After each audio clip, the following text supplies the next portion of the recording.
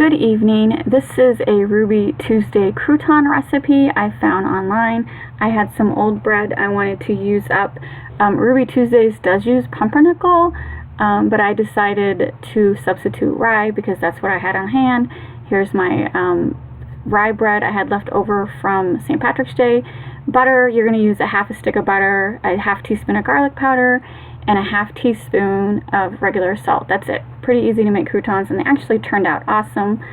I was very happy with how they turned out. So the first step, take your bread and cut it into cubes. I actually cut 2 at a time. I don't recommend that because the bread ended up sticking. It takes a little longer, but really cut 1 piece at a time. So I happened to have 4 slices of bread, and that actually ended up equaling 4 cups. As you can see, I'm measuring the bread as I go because I wanted to make sure I had 4 cups.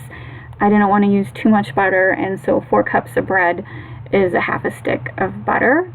Not that they equal half a stick, but you want to use a half a stick if you use 4 cups of bread. So anyway, here I'm cutting up the bread just in cubes.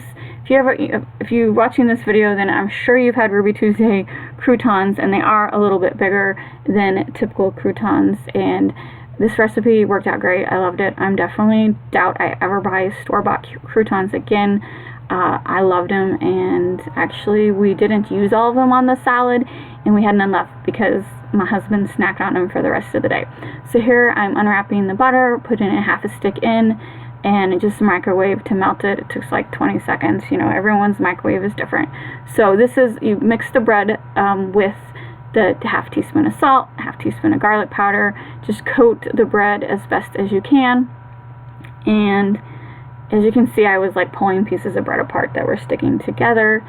And then you add the melted butter. You drizzle the butter in as you're slowly mixing it, and you just don't want to dump the butter in all at once because it's gonna just soak 1 piece.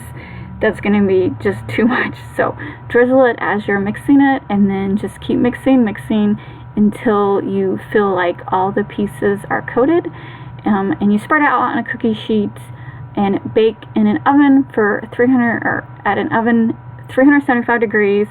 Bake for 10 minutes. I ended up baking for 15 minutes. It just depends how stale your bread is. My bread wasn't very stale. It was from March. Today is April 9th.